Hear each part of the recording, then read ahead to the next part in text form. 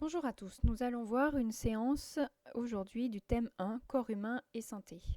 C'est la séance 6, à quel accident est exposé le système musculo-articulaire.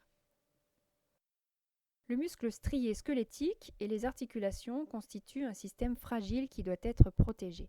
On voit sur cette illustration un muscle et puis petit à petit, on voit de quoi il est constitué, notamment des faisceaux de fibres musculaires. Et puis chaque faisceau est un ensemble de fibres musculaires qui est en fait une seule cellule musculaire striée. Les muscles squelettiques, dont la masse totale constitue plus de 40% de la matière sèche du corps, sont des organes à la fois contractiles, c'est-à-dire capables de contraction, et excitables. Leur contraction est déclenchée par un message nerveux. Donc il y a à peu près 400 muscles squelettiques dans l'organisme et ils sont évidemment rattachés au squelette, c'est pour ça qu'on parle de muscles squelettiques. Les cellules musculaires sont striées. En effet, on voit sur cette coupe, vue au microscope, que les cellules ont plein de petites lignes, donc de striations, ce qui est caractéristique des muscles squelettiques et qui est responsable de leur caractère contractile. L'exemple de l'articulation de la cheville. Donc chaque articulation est constituée de plusieurs éléments, notamment les tendons. Les tendons prolongent les muscles à leur extrémité et donc leur rôle, c'est de transmettre la force musculaire aux pièces osseuses auxquelles ils sont rattachés.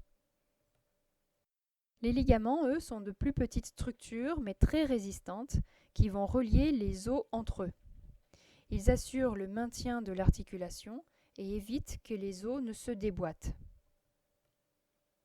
Évidemment, les os, comme le péroné, le tibia et le calcanéum dans cet exemple, les os sont des organes vivants qui sont constitués de matière minérale. Leurs extrémités ont souvent des formes complémentaires. Donc par exemple, le péroné et le calcanéum peuvent, sur cette illustration, s'emboîter au niveau des articulations. Ce n'est pas représenté sur l'illustration, mais il y a évidemment du cartilage articulaire qui permet d'éviter les frottements entre les os. Au cours de la contraction musculaire, la force exercée par cette contraction va tirer sur les tendons et va faire jouer l'articulation, ce qui conduit à un mouvement. Par exemple, lors d'un mouvement de flexion, le muscle fléchisseur se contracte, se raccourcit. Cette force exercée par le muscle va être transmise au tendon qui va tirer l'os de l'avant-bras vers le haut dans un mouvement de flexion. Ce système musculo-articulaire peut subir des accidents. Donc ces accidents sont expliqués par des détériorations du muscle ou des tendons ou de la structure articulaire. Par exemple, l'élongation, donc là ça touche le muscle, ce sont les fibres musculaires qui vont être un petit peu lésées. Le claquage, cette fois, c'est un type fréquent de déchirure musculaire, donc on a plusieurs fibres musculaires qui peuvent se déchirer, où il peut y avoir aussi carrément tout le muscle qui est déchiré. Évidemment, dans ce cas, le mouvement n'est plus possible. Si on touche les ligaments, donc là, si ce sont les ligaments qui sont étendus, étirés, on va parler d'entorse. Et donc évidemment, ces ligaments peuvent être juste étirés ou alors complètement déchirés. Donc les entorses sont plus ou moins graves.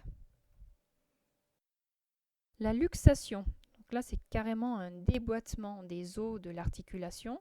Ici, c'est l'exemple de la cheville où on voit qu'il y a un décalage entre les différents os de l'articulation. On a en effet une perte de contact des surfaces articulaires.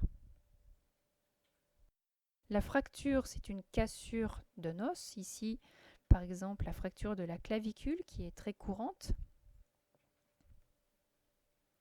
Et enfin, la tendinite qui est une affection douloureuse du tendon. Donc cette tendinite, c'est lorsqu'il y a un étirement du tendon. Par exemple, lorsqu'on utilise régulièrement les mêmes muscles, eh bien, au bout d'un moment, le tendon peut être affecté et on parle de tendinite. Sur cette vidéo, on peut voir un sportif qui se fait une luxation du coude.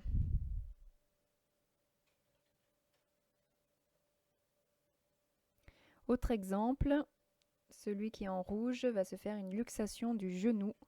On voit très bien le déboîtement de l'articulation du genou.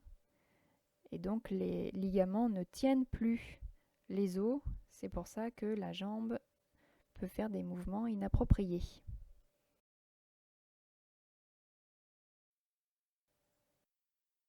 Des pratiques inadaptées ou dangereuses augmentent la fragilité du système musculo-articulaire et peuvent provoquer des accidents.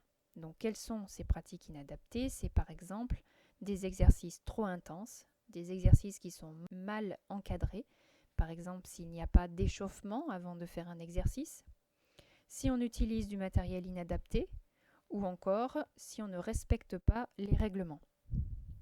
Tout ça peut conduire à des traumatismes au niveau des muscles, au niveau des articulations, mais aussi au niveau du cœur ou au niveau du système de la température de l'organisme.